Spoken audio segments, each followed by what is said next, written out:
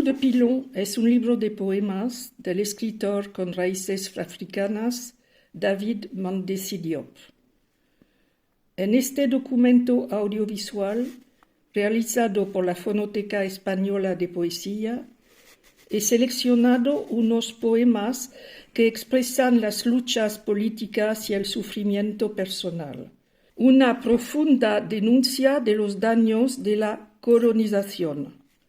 Son convicciones que recita desde Sénégal Ndiouk Ndiaye. Il est rare que s'allient la maîtrise du verbe et la profondeur de l'émotion, que s'accordent la distance et le don.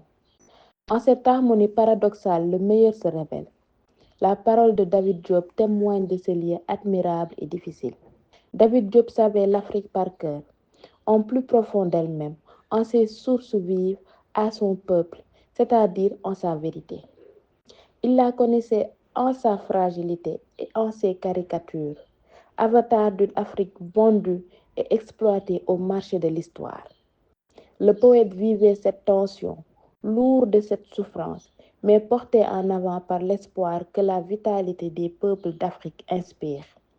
Cette double postulation marque sa démarche d'écrivain négro-africain engagé, lucide et rigoureux en son combat. C'est pourquoi ces textes beaux et fiers restent si proches de nous et toujours exemplaires. Rose rouge. Fine begins, rhumes blanc rumba. La chair bouge, rose rouge. Fille qu'on file inverti, averti. Rose rouge, rose rouge. Le monde. Charmant vieillard assis au soleil, tu regardes passer les gens comme dans ton cœur tu vois passer les ans. Cher grand-père qui ne demande qu'à mourir, est-ce la méchanceté de ce monde qui te pousse? Tu ne comprendras jamais pourquoi ici-bas, la seule préoccupation des hommes est de s'entretuer. Est-ce tellement leur faute? Depuis qu'Adam et Ève furent sachés du paradis, nous subissons toutes les conséquences de cet acte. Mais toi, grand-père, as-tu vraiment le droit de te plaindre? Tu as vu le soleil se lever à l'horizon. Tu as vu la fleur s'épanouir à la lumière. Tu as vu le crépuscule bercer tes illusions. Maintenant, pour toi, tombe la nuit.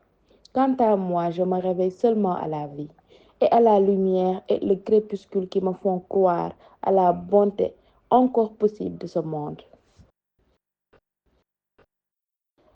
Peuple noir, le peuple que l'on traîne et promène et déchaîne à travers les théâtres électoraux.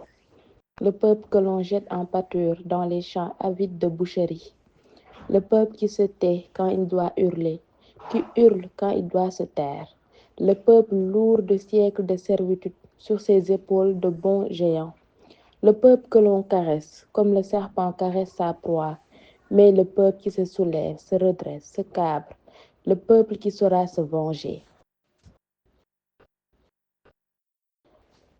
Les vautours. En ce temps-là, à coups de gueule de civilisation, à coups d'eau bénite sur les fronts domestiqués, les vautours construisaient à l'ombre de leurs serres le sanglant monument de l'ère tutélaire.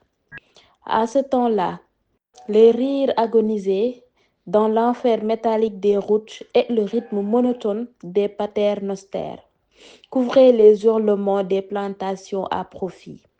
Oh, le souvenir acide des baisers arrachés, les promesses mutilées au choc des mitrailleuses, hommes étranges qui n'étaient pas des hommes. Vous saviez tous lire, vous ne saviez pas l'amour et les mains qui fécondent le ventre de la terre. Les racines de nos mains profondes comme la révolte, malgré vos chants d'orgueil au milieu des charniers, les villages désolés, l'Afrique écartelée. L'espoir vivait en nous comme une citadelle et les mines de Swaziland à la sueur lourde des usines d'Europe. Le printemps prendra chair sous nos pas de clarté.